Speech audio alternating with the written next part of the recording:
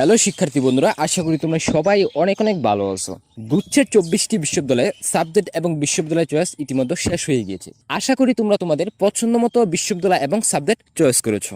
বেশ কিছুদিন পরে তোমাদের প্রথম মেরিট প্রকাশ করা হবে এবং প্রথম মেরিটে যে সকল শিক্ষার্থী চান্স পাবে তোমাদেরকে অবশ্যই কিন্তু ভর্তি নিশ্চয়ন করে ফেলতে হবে, তা না হলে কিন্তু তোমরা গুচ্ছের সাথে যুক্ত থাকতে পারবে না। এক এক করে এই শিক্ষাবর্ষে তোমার চারটি মেরিট প্রকাশ করা হতে পারে। প্রথম মেরিটে তো সবাই চান্স পেয়ে যাবে না, প্রথম দ্বিতীয় তৃতীয় এবং চতুর্থ মেরিটে ধাপে ধাপে অনেক শিক্ষার্থী কিন্তু ভর্তি হওয়ার জন্য সুযোগ পাবে। তাছাড়াও অনেক শিক্ষার্থী কিন্তু গুচ্ছ অধিভুক্ত বিশ্ববিদ্যালয়ে সাবজেক্ট চয়েস করে থাকলেও কিন্তু তারা ভর্তি কার্যক্রম সম্পূর্ণ করবে না। সেই ক্ষেত্রে যারা নিচের দিকে রয়েছে তারা কিন্তু পরবর্তীতে ভর্তি হওয়ার জন্য সুযোগ পাবে।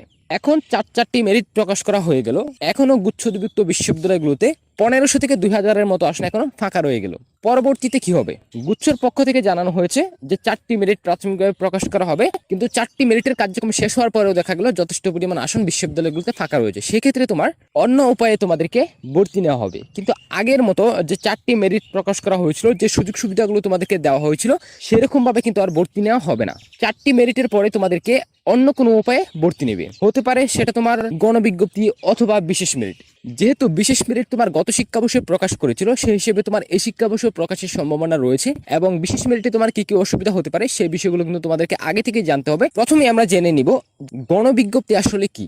যখন 4টি মেরিট প্রকাশ করা হয়ে যাবে তখন পঞ্চম ধাপে গিয়ে তোমাদের গণবিজ্ঞপ্তি প্রকাশ করা হয়ে থাকে। গণবিজ্ঞপ্তিতে প্রত্যেকটি বিশ্ববিদ্যালয় আলাদাভাবে শিক্ষার্থীদেরকে কল করে ডেকে নেয়, যার ফলে শিক্ষার্থীদেরকে ওই বিশ্ববিদ্যালয়ে গিয়ে সরাসরিভাবে ভর্তি কার্যক্রম সম্পূর্ণ করতে হয়। কোনো একটা বিশ্ববিদ্যালয়ে যদি আসন ফাঁকা থাকে, সেই আসন প্রায় 3 থেকে 4 গুণ বেশি শিক্ষার্থীকে কল করে ডাকা হবে ভর্তি হওয়ার জন্য, এবং ওই সকল শিক্ষার্থীকে তাদের সকল ডকুমেন্টস এবং যে ভর্তি ফি রয়েছে সেই ভর্তি ফি নিয়ে ওই বিশ্ববিদ্যালয়ে চলে যেতে হবে এবং সশরীরে উপস্থিত হয়ে পরবর্তীতে ভর্তি কার্যক্রম সম্পন্ন করতে হবে। কিন্তু 4টি মেরিটে কিন্তু ওই সকল শিক্ষার্থী তোমার অনলাইনের মাধ্যমে ভর্তি নিশ্চয়ন করেছিল এবং তাদের পছন্দ মতো যে সাবজেক্টটি পেয়েছিল ওই সাবজেক্ট থেকেও তারা কিন্তু উপরের দিকে যাওয়ার সুযোগ ছিল।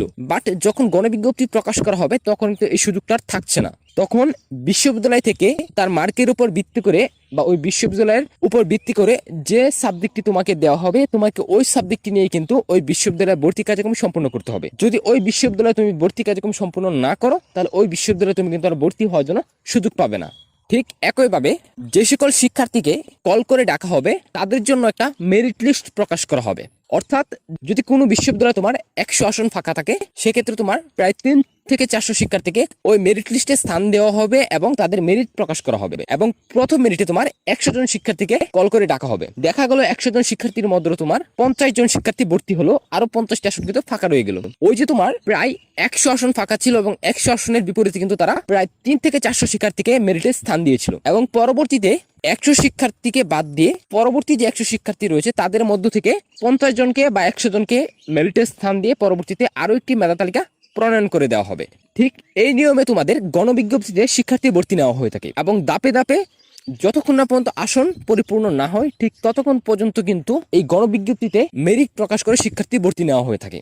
সেক্ষেত্রে অনেক কম মার্কের শিক্ষার্থী কিন্তু ভর্তি হওয়ার জন্য সুযোগ পেয়ে থাকে। তবে যেহেতু তোমার 2022 শিক্ষাবর্ষে সেন্ট্রালি তোমাদের মাইগ্রেশন কার্যক্রম পরিচালনা হয়েছিল এবং পরবর্তীতে যখন আসন ফাঁকা ছিল দেখা গিয়েছিল তোমার গণবিজ্ঞপ্তি কিন্তু দেওয়া হয়নি, দেওয়া হয়েছিল বিশেষ মেরিট। গত শিক্ষাবর্ষে যখন 4টি মেরিট প্রকাশ করা হয়েছিল, 4টি মেরিটের পরে দেখা গেল প্রায় 2000-এর মতো আসন কিন্তু গুচ্ছ অধিভুক্ত 24টি বিশ্ববিদ্যালয় ফাঁকা রয়ে গিয়েছিল। এত বেশি সংখ্যক আসন ফাঁকা রেখে কখনোই কিন্তু বিশ্ববিদ্যালয় কর্তৃপক্ষ ভর্তি কার্যক্রম সম্পূর্ণ করবে না। পরবর্তীতে বেশ কিছুদিন পরে গুচ্ছ কমিটির পক্ষ থেকে সিদ্ধান্ত জানানো হলো যে প্রকাশ করা হবে বিশেষ মেরিট বা উপমেরিট। তবে বেশ কিছু সুযোগ সুবিধা থেকে শিক্ষার্থীদেরকে বঞ্চিত করা হয়েছিল।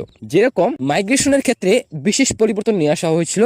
তোমরা যখন নর্মালি 4টি মেরিটে যখন ভর্তি হবে তখন বিশ্ববিদ্যালয় এবং সাবজেক্ট দুটি মাইগ্রেশন কিন্তু একসাথে ঘটবে। যে তুমি যদি কোনো একটা বিশ্ববিদ্যালয়ে চান্স পেয়ে যাও তারপরে ভর্তি নিশ্চয়ন করলে এবং ওই বিশ্ববিদ্যালয় এবং সাবজেক্ট তোমার পছন্দ হয়নি তাই তুমি মাইগ্রেশন অন রাখলে, এখন তুমি চাইলে কিন্তু আলাদাভাবে সাবজেক্ট মাইগ্রেশন বন্ধ করে দিতে পারবে না। শুধু বিশ্ববিদ্যালয় মাইগ্রেশন করতে চাইবে এরকমটা কিন্তু করতে পারবে না। আবার তুমি চাইলে কিন্তু বিশ্ববিদ্যালয় মাইগ্রেশন বন্ধ করে ওই বিশ্ববিদ্যালয়ে কিন্তু তুমি সাবজেক্ট মাইগ্রেশন করতে পারবে না। কিন্তু শেষ দিকে গিয়ে দেখা গেল যে এই সুযোগটা কিন্তু শিক্ষার্থীদের চলে আসছিল, যে শিক্ষার্থীরা বিশ্ববিদ্যালয় পরিবর্তন না করতে পারলেও কিন্তু ঠিকই কিন্তু সাবজেক্ট মাইগ্রেশন করতে পারছিল।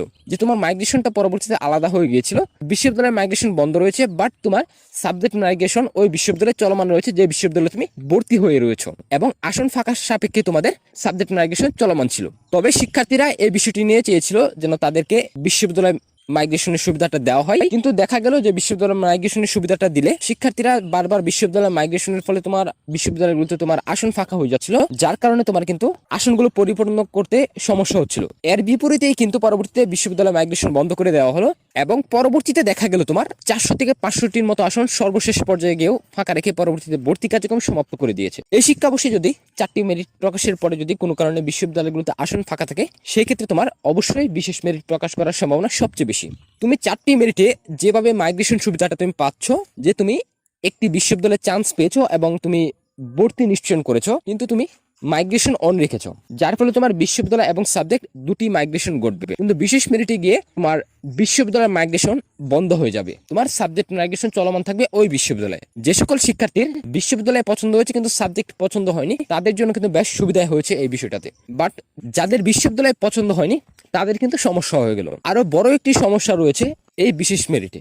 বিশ্ববিদ্যালয়ের মাইগ্রেশন বন্ধ থাকার ফলে ভালো মার্ক পাওয়া একজন শিক্ষার্থী যখন কোনো একটা বিশ্ববিদ্যালয়ে চান্স পেয়ে গেল, পরবর্তীতে সে মাইগ্রেশন অন রাখার ফলে হয়তো বা তার বিশ্ববিদ্যালয় এবং সাবজেক্টে পরিবর্তন হয়ে ভালো একটা বিশ্ববিদ্যালয়ে সে ভালো একটা সাবজেক্ট নিয়ে পড়তে পারতো, কিন্তু দেখা গেল বিশ্ববিদ্যালয়ের মাইগ্রেশন বন্ধ, যার কারণে সে কিন্তু আর বিশ্ববিদ্যালয় পরিবর্তনের জন্য সুযোগ পাচ্ছে না। অথচ যে সকল বিশ্ববিদ্যালয়গুলোতে তোমার আসন ফাঁকা রয়েছে, সে বিশ্ববিদ্যালয়গুলোতে তোমার বিশেষ মেরিটে গিয়ে কম মার্কের শিক্ষার্থীরা কিন্তু ভালো সাবজেক্টগুলো নিয়ে ভর্তি হওয়ার জন্য সুযোগ পেয়ে যায়। এবং এই বিষয়টি নিয়েও কিন্তু গত শিক্ষাবর্ষে যথেষ্ট আলোচনা হয়েছিল। যদি এই শিক্ষাবর্ষে 4টি মেরিট প্রকাশের পর যদি আসন ফাঁকা থাকে, তবে তোমার বিশেষ মেরিট প্রকাশ করার সম্ভাবনা রয়েছে। তবে এই বিষয় নিয়ে এখনো স্পষ্টভাবে কোনো কিছু জানানো হয়নি। যখন 4টি মেরিট প্রকাশের পর আসন ফাঁকা থাকবে, তখন হয়তো গুচ্ছ কমিটি সিদ্ধান্ত জানাবে যে আসন ফাঁকা থাকলে তোমার কিভাবে শিক্ষার্থী ভর্তি নেওয়া হবে। তবে যেহেতু দুটি উপায়ে তোমার গুচ্ছের শিক্ষার্থী ভর্তি নেওয়া হয়েছিল প্রাথমিক মেরিট প্রকাশের পরে, তাই এই দুটি প্রক্রিয়ার সাথে তোমাদেরকে আজকে পরিচয় করিয়ে দিলাম। আশা করি তোমরা পুরো বিষয়টি খুব ভালো করে বুঝতে পেরেছো। তো তারপর যদি এই বিষয় নিয়ে তোমাদের আরো কিছু জানার থাকে বা তোমরা যদি আরো কিছু জানতে চাও, সেক্ষেত্রে কমেন্ট করতে পারো। যদি ভিডিওটা ভালো লাগে, ভিডিওতে অবশ্যই একটা লাইক করবে, চ্যানেলে নতুন হয়ে থাকলে অবশ্যই চ্যানেলটি সাবস্ক্রাইব করে দিবে। তো শিক্ষার্থী বন্ধুরা, আজকের মতো এই পর্যন্তই। দেখা হচ্ছে তোমাদের সাথে আগামী নতুন কোনো ভিডিওতে। ততক্ষণ পর্যন্ত সবাই ভালো থাকো, সুস্থ থাকো।